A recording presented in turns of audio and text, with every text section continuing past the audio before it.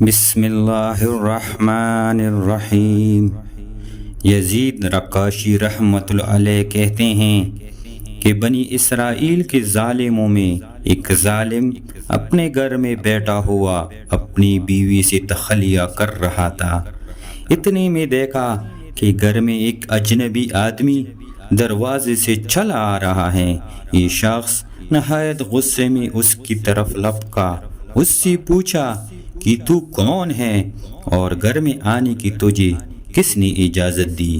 اس نے کہا کہ مجھے اس گھر کے مالک نے اندر آنے کو کہا ہے، اور میں وہ شخص ہوں جس کو نہ کوئی پردہ روک سکتا ہے اور نہ بادشاہوں کے پاس جانے کے لیے مجھے اجازت کی ضرورت ہوتی ہے، نہ کسی ظالم کے دبدبے سے ڈرتا ہوں، نہ کسی مغرور اور متکبر کے پاس جانے سے مجھے کوئی چیز روک سکتی ہے۔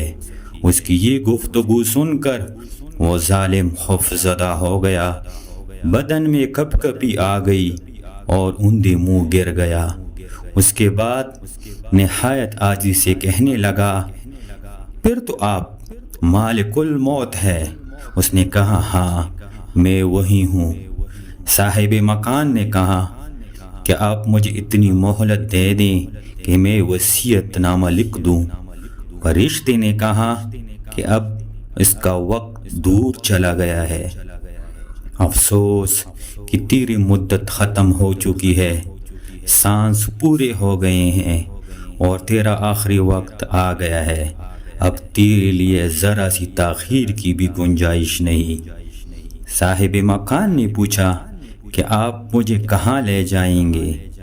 فرشتے نے کہا، تیرے اعمال جو آگے گئے ہوئے ہیں ان کے پاس ہی لے جاؤں گا، جیسے عمل کیے ہوں گے ویسا ہی ٹھکانہ ملے گا، اور جس قسم کا گھر تو نے اس جہاں میں بنا رکھا ہوگا وہی تجھے ملے گا۔ اس نے کہا، میں نے تو نیک عمل کچھ بھی نہیں کیے ہیں اور نہ کوئی عمدہ گھر اپنے لیے اب تک بنا رکھا ہے۔ فرشتے نے کہا، پھر تو لازمی نزاعت للشوا کی طرف لے جاؤں گا۔ یہ سورہ معارج کی آیت کی طرف اشارہ ہے، جس کا ترجمہ یہ ہے کہ بے شک وہ آگ ایسی دہکتی ہوئی ہے جو کال تک کھینچ لے گی، اور اس شخص کو جس نے دنیا میں حق سے منہ پھیرا اور بے توجہی کی، وہ آگ خود ہی بلا لے گی، اپنی طرف کھینچ لے گی۔ اس کے بعد اس فرشتے نے اس کی جان نکال لی۔ گھر میں کوہرام مچ گیا، کوئی رو رہا تھا، کوئی چلا رہا تھا۔